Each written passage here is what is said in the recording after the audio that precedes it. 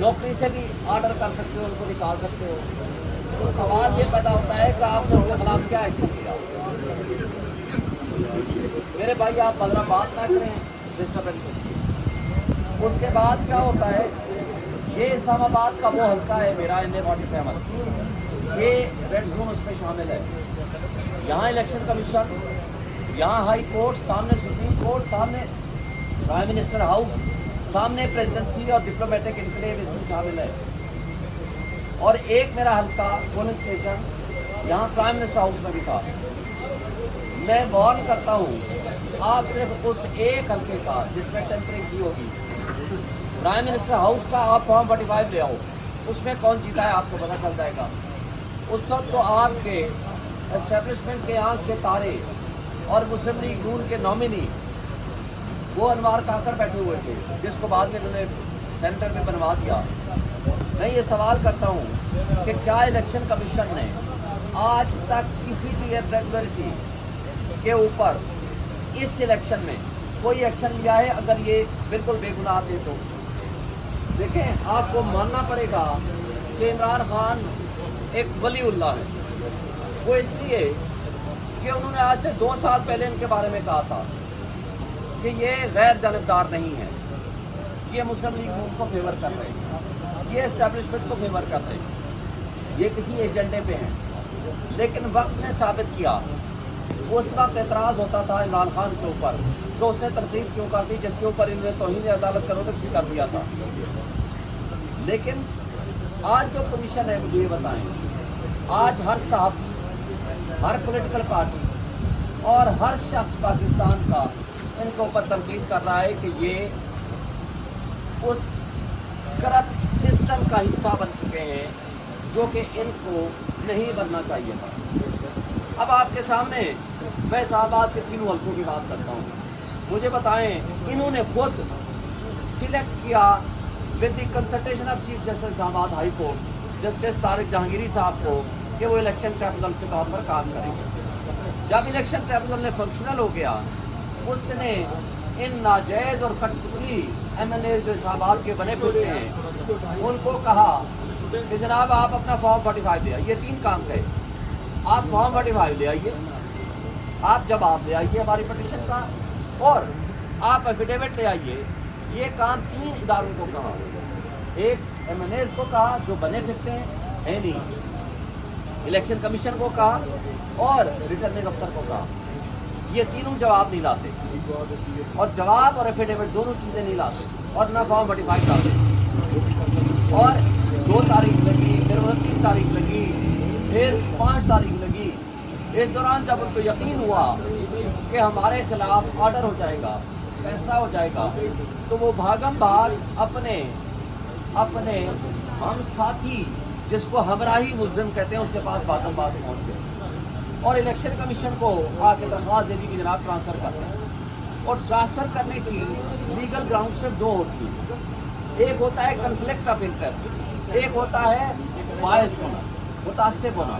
मसलन कोई मेरा जज भाई बैठा हुआ है, वो मुतासिब भी होगा या कन्फ्लिक्ट ऑफ इंटरेस्ट होगा, उससे ये चेंज करा सकते हैं। लेकिन यहाँ आकर के इन्होंने कहा कि जज बायस नहीं है। अगर जज बायस्ड नहीं है, जज को कोई तासुब नहीं है, जज की कोई हमारी तरफ मोहब्बत है, इनके साथ दुश्मनी नहीं है, तो मुझे बता दें फिर क्या रीज़न है कि आपने ये ट्रांसफ़र कर दिया। अच्छा, आर्डर अभी तक नहीं मिला। अच्छा, जो अनाउंसमेंट की है आपके ज़रिए पता चला, कहा जी दरख्वास्त मंजूर हो गई। मंजूर करके किसको भेजेंगे? इलेक्शन ट्रिब्यूनल तो यहाँ एक ही है, वो है तारिक जहांगीरी साहब।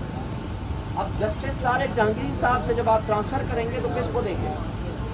ये बेईमान फॉर्म 47 वाली हुकूमत, उसने एक ऑर्डिनेंस जारी कर दिया कि जी हम कोई रिटायर्ड जज लगा सकते हैं। अब इसका मतलब है कि आपने पूछना है कि जी मेरे आका हुक्म कीजिए कि हम किसको इसमें जज लगाएं, कौन सा ट्रिब्यूनल बनाएं जो उनकी ख्वाहिशात की तकमील करे। मैंने अपनी पटिशन जो इलेक्शन कमीशन के पास है उसमें लिखी हुई है, उसमें मैंने एक पैरा लिखा है कि इलेक्शन कमीशन, रिटर्निंग अफसर और मेरे जो रिटर्न कैंडिडेट हैं तारिक फजल चौधरी, इनकी मिली भगत से इन्होंने करप्ट प्रैक्टिसेस के जरिए ये सारी धांधली, फ्रॉड और फोर्जरी की है। तो मुझे बताएं कि जिस शख्स ने ऊपर इल्ज़ाम हो और जज उससे जवाब मांग रहा हो, तो क्या उसको ये अख्तियार हासिल है कि वो फैसला करे कि मेरे खिलाफ केस कौन सुनेगा, जिसको अंग्रेजी में कहते हैं नो वन कैन बी ए जज ऑफ हिज ओन काज। क्या मुल्ज़िम को ये अख्तियार दिया जाएगा कि वो फैसला करे कि जनाब मेरे खिलाफ कौन होगा जो इस केस का फैसला कर सके? तो लिहाजा इनको मैंने सुप्रीम कोर्ट के फैसला जात और रिसेंटली आपको पता है जस्टिस बाबर सत्तार ने एक फैसला दिया है, बड़ी डिटेल रीजनिंग के साथ इनको ला कर मैंने दिया है। उसके अंदर 3-4 उसूल हैं। पहला उसूल ये है कि जिस जज से आपने ट्रांसफ़र कराना है उस जज को आप दरख्वास्त देंगे, इन्होंने कोई दरख्वास्त नहीं दी। और दूसरा, जिस जज के बारे में कन्फ्लिक्ट ऑफ इंटरेस्ट या प्रेजुडिस आप कह रहे हैं, उस पर आपको जो पार्टी कह रही है वो साबित करेगी कि ये प्रेजुडिस रखते हैं। लेकिन इस सब कुछ के बावजूद इन्होंने किसी एक फैसले को नहीं देखा। फिर उस दिन जिस दिन हम हाई कोर्ट में हमारा केस लगा हुआ था आमिर फारूक साहब के पास, हम इस केस को बहस कर रहे थे, मुझे पीछे से मैसेज आया कि जी उनको कहें कि आ जाएं, उस केस को छोड़ दें, नहीं तो हम फैसला कर देंगे। जब मैं यहाँ आता हूँ, आप सारे मीडिया वाले मौजूद थे, वहाँ हाई कोर्ट में केस अभी जारी था।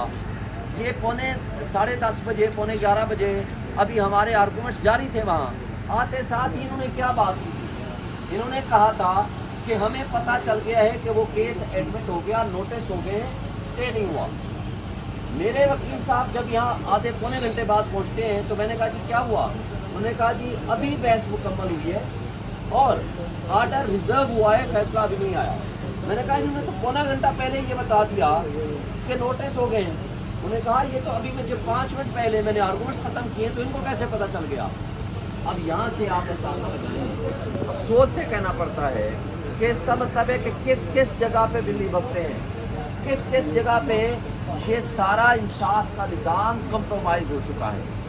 ये काबिल अफसोस बात है। आप मीडिया के सामने ये सब कुछ हुआ, टाइमिंग्स आप देख लीजिएगा हाई कोर्ट में, यानी अभी बहस जारी है। इलेक्शन कमीशन ने आके पहले अनाउंस कर दिया कि हमें पता चल गया है, नोटिस हो गए। तो किसने इनको बताया? तो कौन है वो मुखबर जो उधर से लाकर इधर बताता है, जबकि अभी तो बहस हुई नहीं है, अभी उन्होंने जज साहब ने आकर नहीं लिखा। तो इस तरह से हमारी और इस तरह से मैं आपको एक पैरा बताता हूँ कि मेरी पटिशन जो इलेक्शन कमीशन में है